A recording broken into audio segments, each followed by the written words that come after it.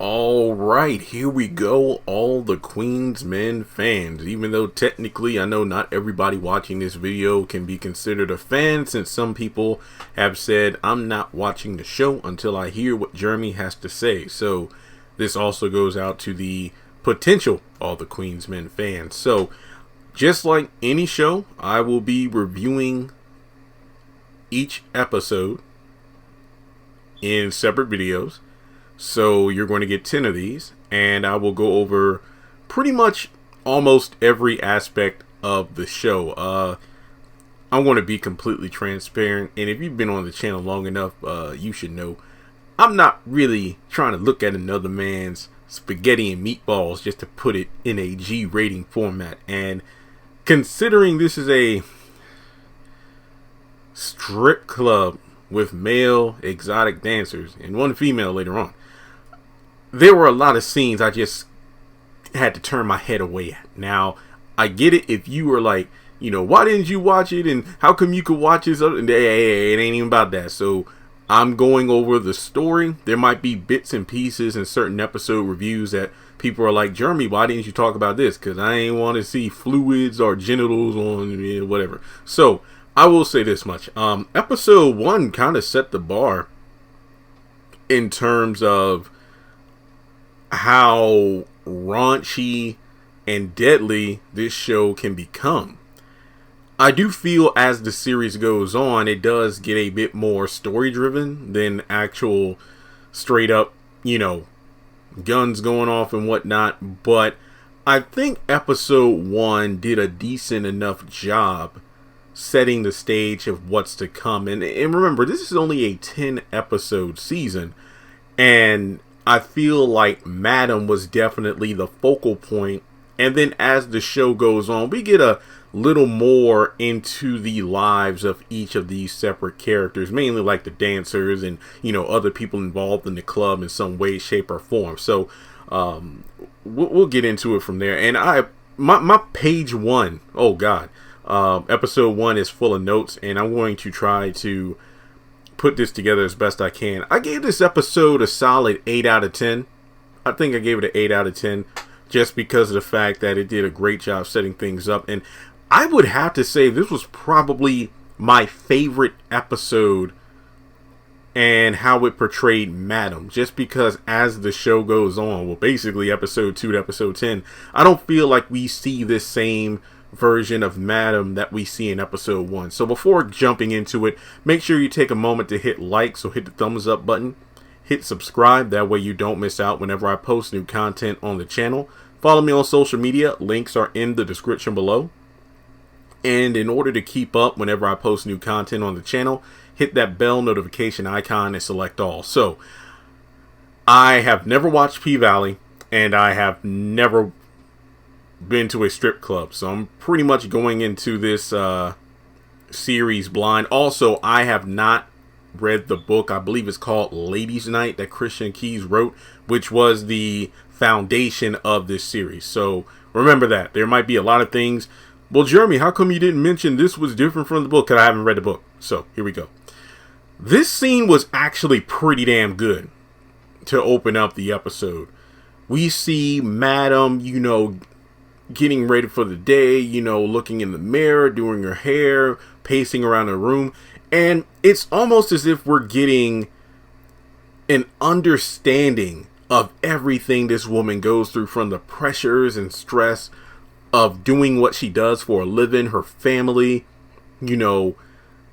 She's basically having an inner monologue. And as the scene progresses, we get like, I think 2 to 3 other Madams walking around the room. And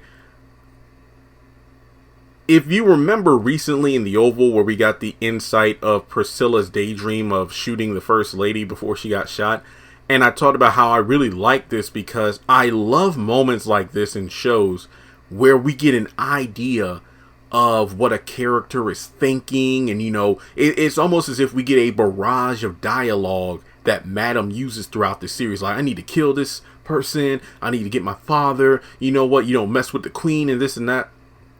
So I feel like this first 1 or 2 minutes did a great job of establishing somewhat of a vulnerability. Like in the previews, we see Madam as this cold, or hard, cold person. But to see this inner monologue shows that even diamonds are created through pressure, but everybody has a breaking point. And it ends with a phone call from her nephew Amp, aka Jacoby from Sisters, aka KJ Smith's real life boyfriend. Calls to let her know that he's gotten out of jail or prison. So then we go to the theme song, which I feel was amazing. It reminded me of Ruthless in terms of the visuals. But Ruthless does have the best theme song. But All the Queen's Men does have a decent theme song in itself, so I can't knock it for that. I really do.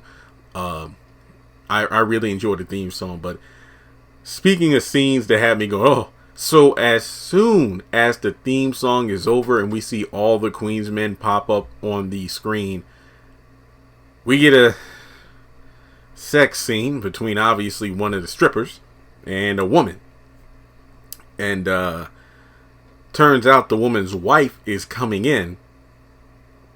Or excuse me, the woman's husband is about to come in. And this seemed a bit, teenage, high schooler, if you will, where the man is sent through the window. Basically has to get dressed and, climb out of the window.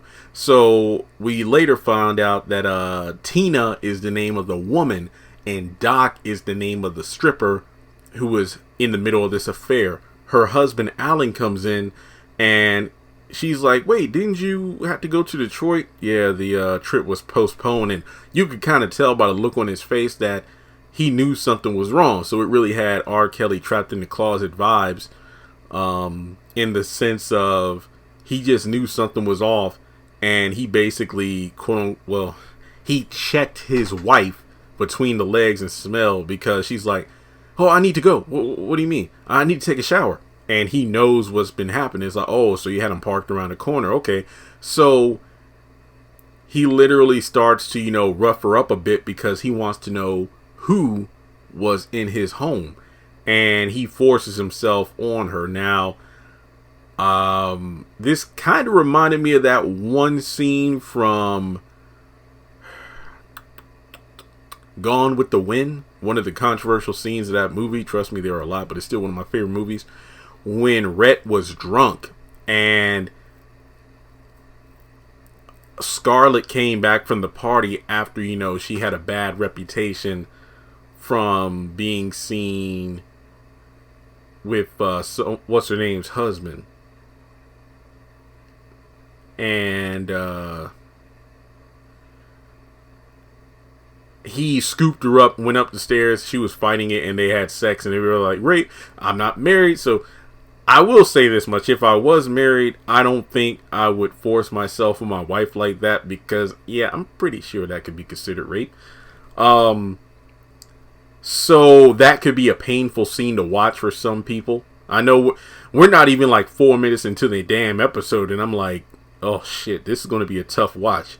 So Madam picks up her nephew Amp from jail. And I'm not going to lie, based on the previews, I thought that, Madam and Amp might have been like a love thing. But I'm like, oh, damn, never mind, family. So he approaches her and says, Auntie, oh, sorry, Madam. So it seems like one of those situations where I guess Madam kind of elevated her role in the family from, auntie, sister to Madam. Like, hey, you address me as Madam like everybody else. So basically from there, he gets in a vehicle and she gives him a phone, because it seems like she's the only family member that hasn't completely disowned Amp since, he was locked up. And she offers him a job at the club. You can work the door at the club, because he has to spend about 60 days in a halfway house. And then after that, he's on his own. So basically, he's trying to get a job in order to stack money. But he's like, no, I'm going to try to do a different route. And, it's mentioned later on about how it's going to be difficult for him with a, criminal record to get any sort of legit job to make money. So it kind of gave me vibes of Mitch Malone in the Haves and the Have-Nots, where Mitch was part of a crime family, but he wanted to live a legit life. But, he still had the opportunity to work with the family if the situation demanded it. So we go over to a courthouse and we meet Babyface and El Fuego, because Babyface, not Babyface Edmonds, but Mr. Brown, and not Cora's Mr. Brown.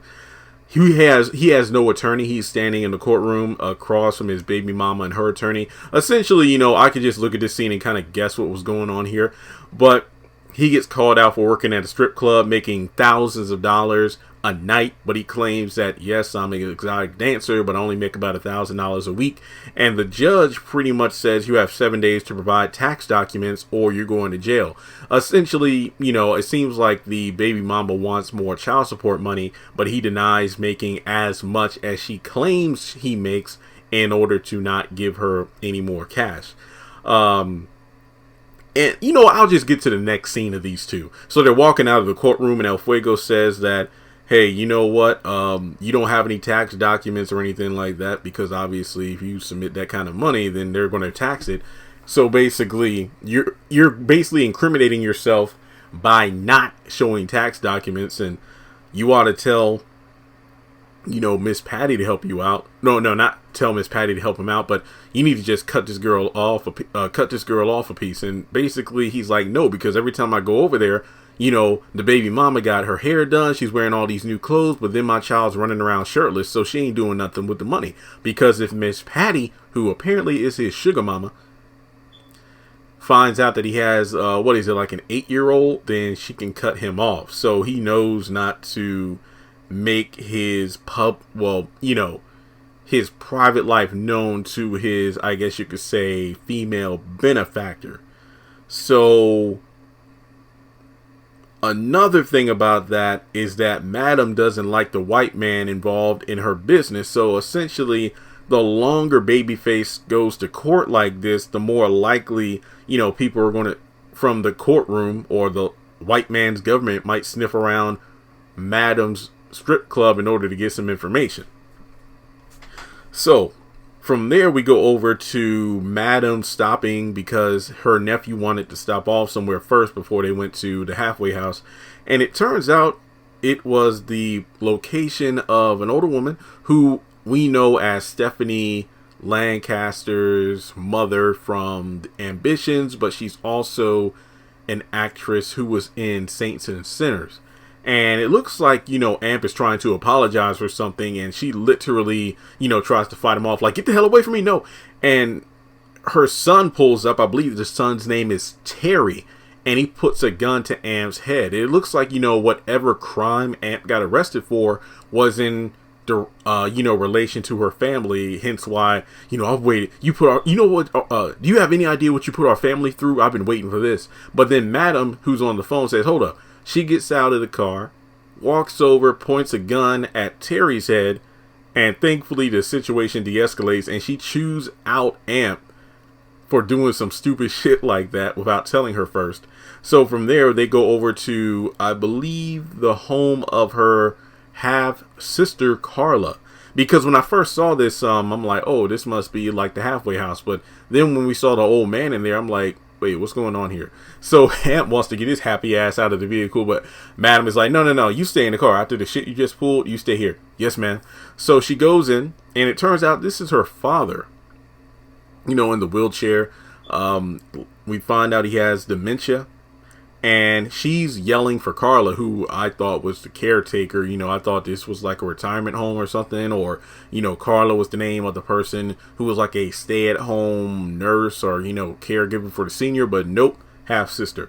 So she notices her father is sitting in his own piss and stool, and she calls for Amp to help clean it up and, get him a shower and everything. So Carla comes back and she chews her out. It's essentially a back and forth about, who cares about their daddy the most. And Carla's like, this is all your fault. He's like this. You're the reason he got shot. And it's like, how the hell is my fault he has dementia? So from there, we see Amp try to de-escalate the situation, but Carla chews him out. So something that I was hoping we'd find out more about was, the exact relation, because at first I'm like, wait, is this Carla's son or something along those lines, but no, it doesn't seem like that way at all. So from there, we go over to, you know what? Yeah, this is where my notes get kind of messy because of my damn handwriting, so give me 1 second. Alright, so this part of the episode coming up, it kind of focuses more on the club itself, Club Eden.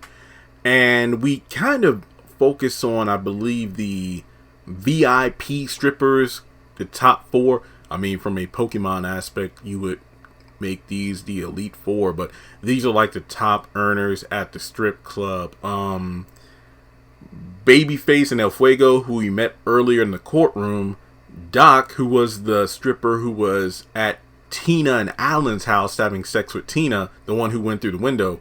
And we also meet Midnight, who is a stripper who is in danger of, let's just say, having a limp noodle because of the things he does to make sure he's erect during the shows each night, along with wearing a cock ring, which I had no idea was a thing, and I wish I never knew was a thing after watching the show. But essentially, the doctor warns him of using these kind of quote-unquote enhancements, and if you keep doing it, your thing going, fall off. It's like, but no, he basically wants some sort of, medication and whatnot, but the doctor says, you keep coming in here trying to get help, and I'm telling you what not to do in order to save your thing, but you keep doing it anyway, so what's the point? So, got the roll call by DJ Dime. I gotta say, Dime is so damn adorable and cute. She really is. She's the DJ, the hype woman, not hype man of the club. Make sure, are you horny? Are you wet? Are you ready? I know that's a poor impression, but hey, I'm just trying to have a good time with this. So, you got the 4 dancers. And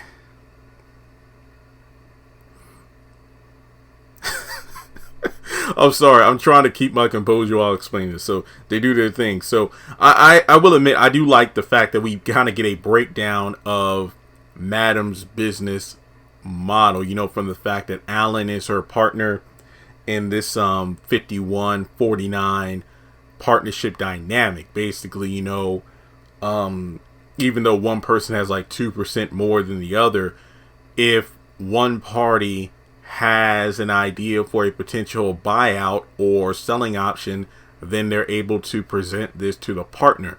We also meet Blue, Raquel Bailey, aka Officer Rhea from Sisters. I gotta say up front, and I was going to really save this for my season overview video, Blue is probably my favorite character, and that's not to be biased given the fact that blue is my favorite color. It's between her and the Christian Key's character. But Blue, they're kind of like the dynamic duo. She pretty much, she says something in regards to not leaving the money in the club overnight because there's no one around that they can trust. This money thing does not go away for a majority of the season, and you'll find out why towards the end of it. But she has a running gag, if you will, of telling Madam about the money that needs to be moved out of the club. So Alan presents an offer because one of the old bosses, I believe, hang on, I think is it Gene? Basically a former boss or partner of Madam wants to buy out the entire club, but Madam says hell to the no. So from there, we go over to a character named Trouble, who is a female stripper, but Madam says, no, we only allow men at this club. And we have like a blinking and missing moment where Madam takes some pills, she puts on some heels, and it kind of indicates back to the first scene of, is there something wrong with her that, some sort of illness, maybe just, mental issues, headache, I don't know. But, and like I said, these notes at the bottom of my page, I try my best to condense this to just 1 page of notes. There's a character from, I believe, a strip club across the street, a promoter named Roman, who apparently owes Madam about $50,000 between, using some of her resources, and, he's been trying to duck and dodge her. So Madam got some, what do you call them, brass knuckles? She goes across the street and beats his butt around. Doesn't kill him though, because obviously what's the point of killing somebody that owe you money? And we find out Judge Moss, I believe is the name of the judge, she's actually in one of the sections of the club. Is it like the VIP section or just, kind of a section in the back? And she pretty much wanted to come down there to confirm whether or not El Fuego was an exotic dancer. And after seeing the money raining down like it was a hurricane, it's like, yeah, you're lying about the whole you're only making $1,000 a week. So from there, it's kind of a blackmail kind of situation where Babyface got to go down on Miss Moss or Judge Moss. And you know what? How about this? If I like what you do, then we'll figure out something about your child support situation. But if I don't like it, basically, if you don't put on a good show for me, you're going to jail. So he does what he has to do. And we kind of get a brief, moment between Amp and DJ Dime kind of being introduced to each other. Kind of like a little flirtatious thing. And, watching these kind of shows, you kind of know where it's going. So, Madam actually kind of gets a hint that something's going on with Alan, from the presentation about selling, the club, and then, some sort of hints between Doc getting into some funny business because one of the other dancers asked, hey, you want to go to this after party that, some people are throwing basically, to make some extra money, but it's like, no, I'm tired. I want to go home. And Madam gets Blue to call Tina and, wait, something's going on because Blue knows about this affair. So she asked, does Alan know about the affair? And if you don't tell me what I want to hear, basically tell me the truth, I want to send somebody after you. No. So she pretty much says, well, he did find out later today. So what we do know is that Tina called Doc, and I believe Alan was there and even burned over a cigarette basically to set him up. And I think he has like a hammer or something like that. So when Doc gets there, he can pretty much beat the hell out of him. Madam shows up, and in the midst of Doc being like, wait, what's going on here? Madam comes in and shoots Alan in the head, and that's the end of the episode. It's like, what? So, yeah, this episode ended with a bang. And I mean, I know it's kind of generic, but a lot of these shows nowadays start the first episode by titling the pilot. And yeah, because guess what? This, plane flew from the airport. And yeah, I think this was a pretty strong episode, giving us a little taste of the different characters, their dynamic, and what to expect as the series goes on. And like I said, part of me wishes I read the book, but then another part of me wishes that I am glad that I didn't, because I feel like if I've read the book, then it's like you kind of know what's going on, but you're looking for any slight changes for the sake of stretching out what was supposed to be a movie, because remember, this was originally a movie script, but Tyler Perry suggested making it a show.